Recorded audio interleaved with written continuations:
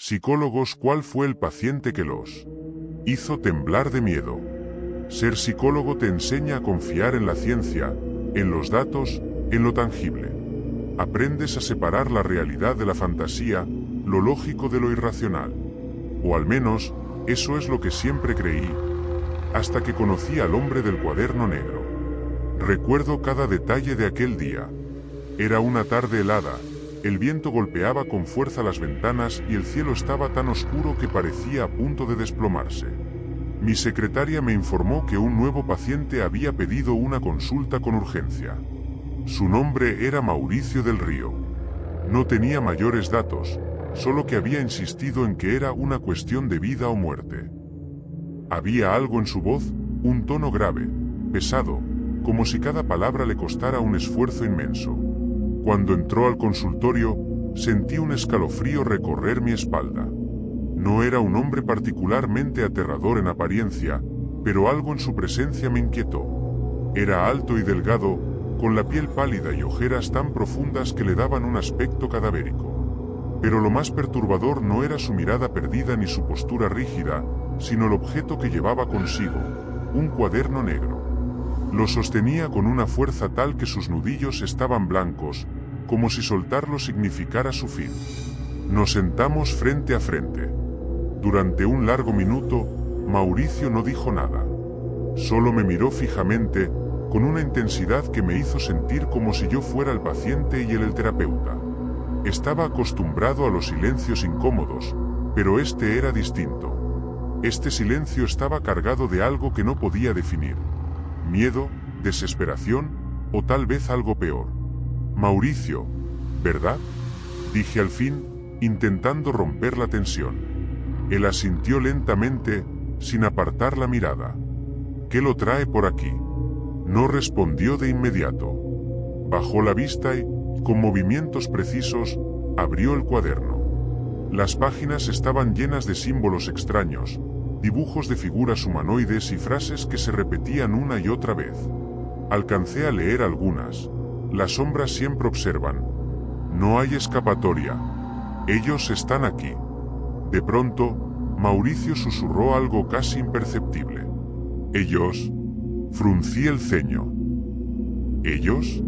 ¿Y a quién se refiere? Esperaba una respuesta común, algo relacionado con alucinaciones o delirios paranoides. He tratado pacientes con trastornos psicóticos antes, así que no me sorprendía que hablara de seres invisibles, de presencias que solo él podía percibir. Pero cuando levantó la vista y me miró directamente los ojos, sentí un frío indescriptible en el pecho. Las sombras, respondió con una seriedad escalofriante. Están en todos lados. No puedes verlas, pero ellas te ven a ti. El aire en la habitación se sintió más denso, como si algo invisible se hubiera infiltrado entre nosotros. La expresión de Mauricio no era la de un paranoico común, era la de alguien que había visto algo que no debería existir. Mis instintos profesionales me dijeron que continuara con cautela. Cuénteme más sobre ellas, Mauricio, dije, anotando algunas palabras en mi libreta. Su respiración se volvió más pesada. Pasó las páginas del cuaderno con manos temblorosas y me mostró un dibujo. Era una figura humanoide alta, extremadamente delgada, con extremidades demasiado largas y sin rostro. Alrededor de la figura, otras más pequeñas parecían retorcerse en lo que solo podía describirse como una expresión de puro horror. No son humanos, murmuró. Pero nos imitan. Nos observan. Aprenden de nosotros. Mi piel se erizó. Había escuchado teorías similares en otros pacientes con esquizofrenia, pero nunca con tal nivel de detalle. Antes de que pudiera responder, Mauricio cerró el cuaderno de golpe y me miró fijamente. Yo los vi, afirmó con voz quebrada. Y ellos también me vieron a mí. El viento afuera golpeó con fuerza la ventana en ese momento, haciendo que un escalofrío me recorriera la espalda. Por primera vez en mi carrera, dudé. ¿Cómo lo sabe?, pregunté, manteniendo la calma. Mauricio tragó saliva. Su rostro, que ya era cadavérico, parecía más pálido que nunca. Lentamente, Levantó una manga de su camisa y me mostró su brazo. Ahí, grabadas en su piel como cicatrices profundas, estaban las mismas palabras que llenaban su cuaderno. Ellos están aquí. Una realidad que desafiaba todo lo que creía posible.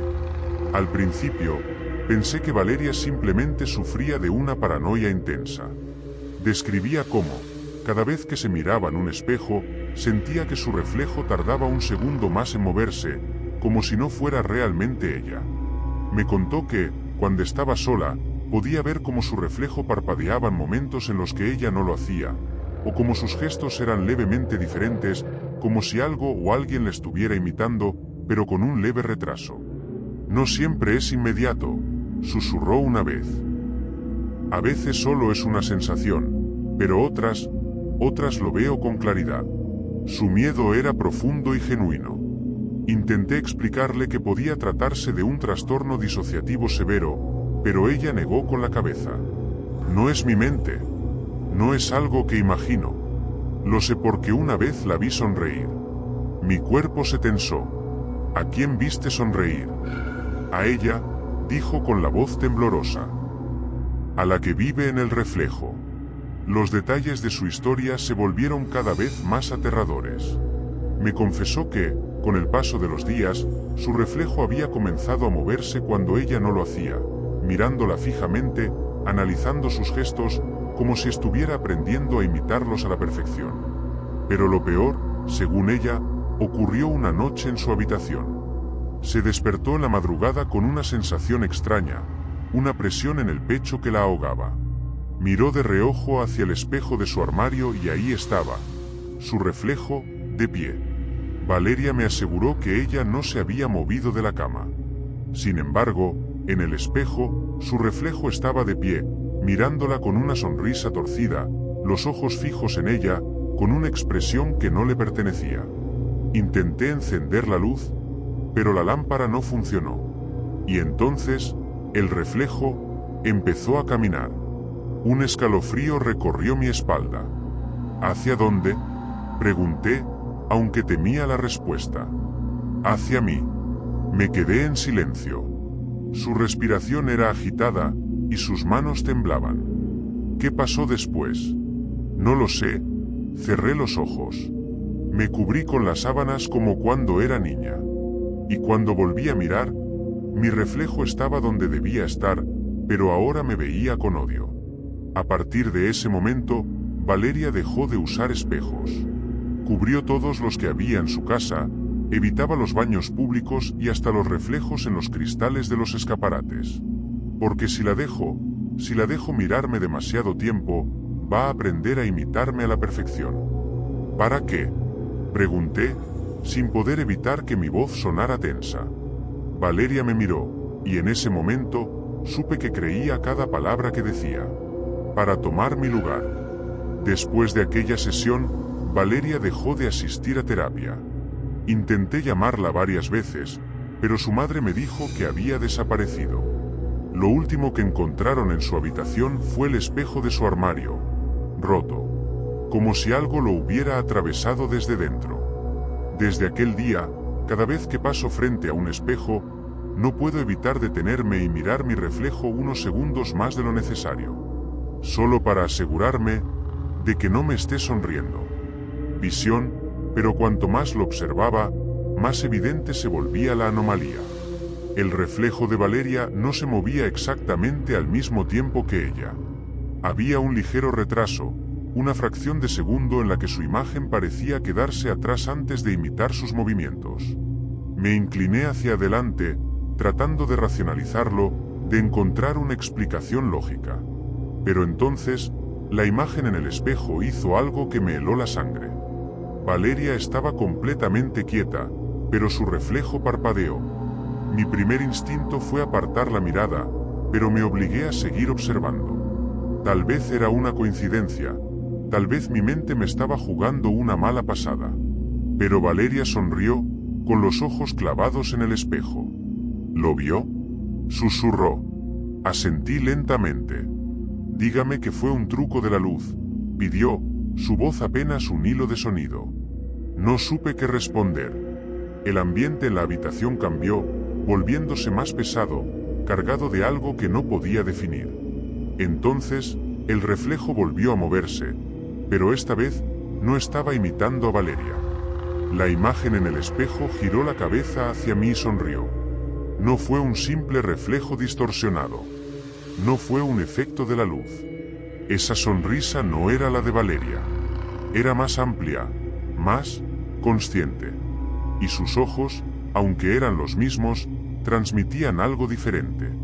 Algo que me hizo sentir como si estuviera siendo observado por algo que no pertenecía a este mundo. De un manotazo, aparté el espejo. Basta, dije, tratando de mantener la compostura. No sigamos con esto. Valeria bajó la mirada, visiblemente afectada. No me cree, susurró. No respondí. En ese momento, no estaba seguro de qué creer. Después de aquella sesión, Valeria dejó de asistir a terapia. Intenté contactarla varias veces, pero su madre me informó que había desaparecido. Lo único que quedó de ella fue el pequeño espejo que encontré sobre mi escritorio días después, envuelto en el mismo paño negro. Desde entonces, lo guardé en el cajón de mi escritorio, sin atreverme a mirarlo de nuevo. Pero hay noches en las que, al apagar la luz y pasar junto a un espejo, tengo la sensación de que mi reflejo tarda un poco más en moverse. Y en esos momentos, no puedo evitar preguntarme, ¿qué pasaría si, algún día, al mirarme en el espejo, el reflejo no me devolviera la mirada? Los casos con niños siempre son complicados. Su percepción de la realidad aún está en formación. Sus miedos suelen ser desproporcionados y muchas veces es difícil diferenciar lo que es un trauma de lo que es una simple imaginación infantil. Pero hubo un caso en particular que me hizo replantearme todo lo que creía saber sobre la mente humana, o sobre lo que acecha en la oscuridad. Su nombre era Samuel, un niño de 7 años que había comenzado a tener episodios de insomnio y terrores nocturnos. Sus padres, desesperados, lo llevaron a mi consultorio después de que empezó a hablar de El hombre del rincón. Al principio, pensé que se trataba de una manifestación típica de la infancia, como el miedo a la oscuridad o a los monstruos bajo la cama. Pero cuando Samuel comenzó a describirlo con detalles escalofriantes, supe que esto era diferente. Él me mira mientras duermo, me dijo en su primera sesión. Nunca parpadea. Le pedí que lo describiera, esperando escuchar algo vago y abstracto. Pero la precisión de su relato me dejó sin palabras. Es alto, muy alto, más que la puerta. Tiene brazos largos y delgados, y los dedos se mueven como gusanos. Su piel es negra, pero no como el color negro. Es como si estuviera hecha de sombra. Y su boca se estremeció. Siempre sonríe, pero sus dientes son demasiado grandes. Mi instinto profesional me llevó a indagar si Samuel había visto algo similar en una película o un cuento. Su madre lo negó rotundamente. Ni siquiera le dejamos ver cosas de miedo, aseguró. No sabemos de dónde saca esas ideas. Decidí trabajar con él a través de dibujos. Le pedí que dibujara al hombre del rincón. Cuando terminó, sentí un escalofrío recorrerme la espalda. La figura en el papel era inquietante, una silueta alargada, con dedos ganchudos y una sonrisa que parecía extenderse demasiado en su rostro. Pero lo que más me inquietó fue que, en la esquina de la hoja, Samuel había dibujado algo más, una serie de símbolos que me resultaban extrañamente familiares. Eran los mismos que había visto en el cuaderno negro de Mauricio. Mi mente intentó buscar una explicación lógica. Tal vez Samuel había visto aquellos símbolos en algún otro lugar. Tal vez su mente infantil los había tomado de alguna parte sin darse cuenta. Pero la coincidencia era demasiado exacta. ¿Por qué dibujaste esto?, pregunté señalando los símbolos. Samuel me miró con sus grandes ojos oscuros y respondió con un hilo de voz. Él me los mostró. Me dijo que si los dibujo, me dejará en paz. Esa noche, por primera vez en mucho tiempo, dormí con la luz encendida. Las sesiones con Samuel continuaron, y cada vez sus relatos se volvían más perturbadores. Me hablaba de cómo el hombre del rincón se acercaba cada vez más a su cama, de cómo lo oía respirar en la oscuridad, de cómo a veces lo veía moverse, pero solo cuando nadie más estaba mirando. Un día, su madre entró en mi consultorio visiblemente alterada. Tenía ojeras profundas y el ceño fruncido, como si no hubiera dormido en semanas. «Doctor, esto está empeorando. Samuel ya no quiere dormir en su habitación. Dice que el hombre del rincón ahora se mueve por la casa. Anoche lo encontré sentado en la sala, completamente despierto, con los ojos fijos en un rincón vacío. Le pregunté qué hacía allí y me dijo que no podía dormir porque él estaba sonriendo demasiado. Sentí un escalofrío recorrerme la espalda. Decidí llevar a cabo una prueba. En la siguiente sesión, coloqué una hoja en blanco frente a Samuel y le pedí que dibujara cómo veía su habitación por la noche. Lo observé mientras trazaba las líneas del papel, su manito moviéndose con precisión. Dibujó su cama, la ventana, el armario, y en el rincón, la figura sombría con la sonrisa distorsionada. Pero lo que más me impactó fue otro detalle. En el marco de la puerta, Samuel había dibujado a alguien más. Una silueta más pequeña, sin rostro, observando la escena. «¿Quién es este?», pregunté con cautela. Samuel no levantó la vista del dibujo cuando respondió: «Soy yo. Me veo a mí mismo en la puerta, pero no soy yo». Desde ese día, su madre aseguró que Samuel empezó a hablar dormido. Susurraba frases en un idioma que nadie entendía, frases que sonaban como un murmullo ahogado, como si estuviera respondiendo a alguien. Hasta que, una noche, todo cambió. Samuel desapareció de su habitación. La policía fue llamada de inmediato. Las ventanas estaban cerradas, la puerta sin señales de fuerza. No había indicios de que alguien hubiera entrado o salido. Solo una cosa quedó atrás: un papel. Sobre su almohada, encontraron un nuevo dibujo. En él, la habitación de Samuel estaba vacía. Su cama estaba desordenada, las sábanas revueltas. Y en el rincón, la figura alta y sonriente estaba de pie, sosteniendo de la mano a un niño pequeño. Samuel nunca fue encontrado. Hasta el día de hoy, su madre sigue dejando una luz encendida por las noches, por si su hijo alguna vez encuentra el camino de regreso. Yo, por mi parte, evito mirar los rincones oscuros. Porque a veces, solo a veces, me parece ver una sombra alta y sonriente esperando allí, inmóvil. Observándome. Esperando el momento adecuado para revelarse. Algo en la manera en que Andrés lo decía que me inquietaba profundamente. No era el típico discurso infantil de un juego imaginario. No había emoción en su voz, ni rastro de la fantasía inocente de un niño. Hablaba con una certeza escalofriante, como si estuviera relatando algo tan real como el color de la pared o la textura del papel. «¿Y qué te dicen?», pregunté con suavidad. Andrés dejó el lápiz sobre la mesa y alzó la vista por primera vez en toda la sesión. Sus ojos oscuros reflejaban una extraña mezcla de miedo y resignación. «Me dicen secretos», susurró. «¿Qué tipo de secretos?». «Cosas que van a pasar, cosas que nadie más sabe». Sentí un escalofrío recorrer mi espalda. Mi instinto me decía que lo que Andrés estaba describiendo iba más allá de un simple juego mental. Para mantenerme dentro del terreno de la lógica, intenté abordar su relato desde una perspectiva psicológica. «¿Puedes darme un ejemplo?». Andrés dudó por un momento. Miró de reojo la esquina de la habitación como si estuviera pidiendo permiso a alguien que yo no podía ver. Luego, con voz baja, dijo: «Me dijeron que el señor de la casa azul iba a morir pronto». Fruncí el ceño. «¿Qué señor?». «El que vive al lado de nosotros. Lo vi en mis sueños. Estaba en el suelo y no respiraba». Tomé nota de aquello, pensando en la posibilidad de que Andrés hubiera escuchado una conversación de adultos sin entenderla del todo. Pero una semana después, cuando su madre regresó al consultorio con una expresión pálida y nerviosa, supe que algo andaba muy mal. «El vecino, el del que habló Andrés, falleció anoche», me dijo en voz baja, como si temiera ser escuchada. Mi mente intentó buscar una explicación racional. Coincidencias ocurren. Tal vez el hombre ya estaba enfermo y Andrés captó señales que los demás pasaron por alto. Pero entonces ella agregó algo que me hizo sentir un nudo en el estómago. Lo encontraron en el suelo de su casa, exactamente como lo describió mi hijo. Después de eso, mis sesiones con Andrés se volvieron más inquietantes.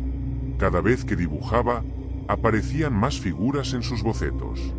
Las sombras que rodeaban la puerta eran más nítidas, más definidas. Algunas tenían sonrisas torcidas, otras parecían estar susurrando entre sí.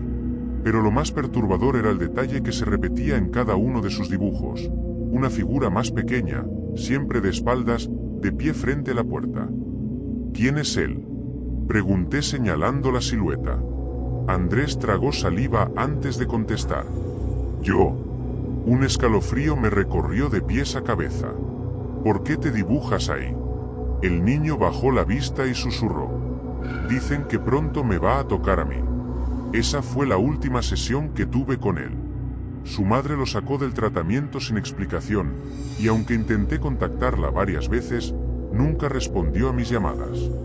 Durante un tiempo, intenté olvidar el caso, atribuirlo a una mente infantil demasiado creativa o a una familia con secretos que nunca conocería. Pero entonces, un mes después, vi la noticia en el periódico. Un niño de 8 años desaparece sin dejar rastro. Última vez visto en su casa mientras dormía. Sin señales de entrada forzada. Sin huellas. Como si simplemente hubiera desaparecido. A veces, en las noches más silenciosas, aún me pregunto, ¿qué eran esas sombras? ¿De verdad estaban jugando con él? ¿O solo lo estaban esperando? Había algo extraño en la manera en que Andrés describía a esas figuras. No era como si fueran simples productos de su imaginación. No, había algo más en sus palabras, algo que me hacía sentir que, de alguna manera, esas criaturas eran reales. Me quedé mirando su rostro, intentando mantener la calma, y le pregunté, tratando de sonar sereno, ¿y qué te dicen? Andrés dejó de dibujar. Sus ojos, usualmente tan inocentes para un niño, me miraron fijamente, pero había algo inquietante en su mirada. Una mezcla extraña de pureza y una oscuridad que no pertenecía a un niño. Era una mirada que nunca debería haberse asomado en la mente de un pequeño. Me dicen que está esperando, susurró, su voz tan baja que apenas pude oírla. El resto de la sesión transcurrió de manera más tranquila, pero esas palabras quedaron grabadas en mi mente como una cicatriz que no podía borrar. De alguna manera, su voz seguía resonando en mis oídos, como un eco inquietante que no me dejaba descansar. No era supersticioso, pero después de eso, sentí un peso pesado en el estómago, como si algo estuviera a punto de suceder. La información sobre desapariciones inexplicables y fenómenos fuera de lo común se convirtió en un eco constante en mi mente, una inquietud que no podía ignorar. Las siguientes sesiones con Andrés solo intensificaron la sensación de incomodidad que me envolvía. Sus dibujos comenzaron a volverse más detallados, más intensos, y las figuras que antes eran vagas comenzaron a tomar forma. A veces, describía escenas que parecían sacadas directamente de una película de terror, puertas que se abrían solas, voces que susurraban desde rincones oscuros de su habitación, sombras que se deslizaban por las paredes como si fueran parte del propio espacio. Una tarde, mientras conversábamos, Andrés se detuvo bruscamente en medio de una frase. Su mirada se fijó en la esquina del consultorio, sus ojos entrecerrados, como si estuviera escuchando algo que yo no podía percibir. «Andrés, ¿todo bien?», le pregunté, siguiendo su mirada con nerviosismo. Él no respondió de inmediato. En lugar de eso, se quedó en silencio por un momento, como si tratara de descifrar algo, y luego, lentamente, con voz casi inaudible, dijo: «Ellos están aquí. Vinieron a verte». El aire en la habitación pareció volverse más espeso, más denso, como si se hubiera llenado de una presencia invisible. Me reí nerviosamente, intentando aliviar la tensión. «¿Y qué quieren?», pregunté, aunque no estaba seguro de querer escuchar la respuesta. «Solo mirar», susurró, y esas dos palabras resonaron en mis oídos mucho después de que se cerrara la puerta detrás de mí. Después de esa sesión, las cosas comenzaron a cambiar de una manera que no pude comprender del todo. Extrañas experiencias empezaron a ocurrir en mi casa. Durante la noche, comenzaba a oír susurros, como si vinieran de algún rincón desconocido, como si alguien estuviera allí, observándome. A veces, al apagar las luces, podía ver sombras moviéndose en las esquinas, deslizándose como si se disolvieran en la oscuridad. Intenté racionalizar todo, decirme a mí mismo que era solo el estrés del caso de Andrés, pero no pude evitar que la sensación de inquietud creciera. Una madrugada, desperté con la sensación abrumadora de que alguien estaba de pie junto a mi cama. El aire estaba denso, frío. Encendí la luz rápidamente, pero no había nadie. Sin embargo, algo me detuvo. En la pared frente a mí, una marca extraña apareció, como si pequeñas manos hubieran dejado huellas allí, como si algo invisible hubiera tocado la superficie. No podía seguir ignorándolo. Decidí enfrentar mis miedos y hablar con Andrés sobre lo que me estaba ocurriendo. Durante nuestra siguiente sesión, le conté todo, le expliqué lo que estaba sucediendo. Él me escuchó con una calma inquietante, sin mostrar el más mínimo asombro. A veces hacen eso, dijo, como si fuera lo más normal del mundo. Les gusta seguir a las personas que pueden verlos. Verlos, repetí, sintiendo un nudo en el estómago. Mi voz apenas salió, quebrada, como si algo pesado se estuviera apoderando de mí. Sí, ahora también te ven a ti. Esas palabras flotaron en el aire mucho después de que Andrés las pronunció, como si un velo invisible se hubiera posado sobre la habitación. No pude evitar sentir un estremecimiento recorriéndome, una sensación de inevitabilidad que no podía apartar. Esa fue la última sesión que tuvimos. Poco después, la madre de Andrés me informó que se mudarían a otro estado. Nunca volví a saber de ellos. Pero, a pesar de su partida, los fenómenos extraños no cesaron de inmediato. Durante semanas, continué escuchando los susurros en las noches, esos murmullos que parecían provenir de ningún lugar en específico, como si se arrastraran por las paredes, invisibles y persistentes. Las sombras, fugaces, aparecían de reojo en los espejos, deslizándose rápidamente, dejando un rastro de inquietud en su paso. Al principio, intenté ignorarlas, convencerme de que era solo mi mente jugando trucos, pero con el tiempo, los incidentes se volvieron menos frecuentes, aunque nunca desaparecieron por completo. Aún hoy, en las noches más silenciosas, cuando todo parece estar en calma, siento que algo me observa. Desde las esquinas más oscuras de mi casa, algo sigue allí, presente, invisible. A veces, creo que son solo mis miedos, pero otras veces, cuando el silencio es profundo, no puedo evitar preguntarme si hay algo más en juego. No sé qué exactamente era lo que Andrés veía, pero estoy seguro de una cosa: no era un producto de su mente.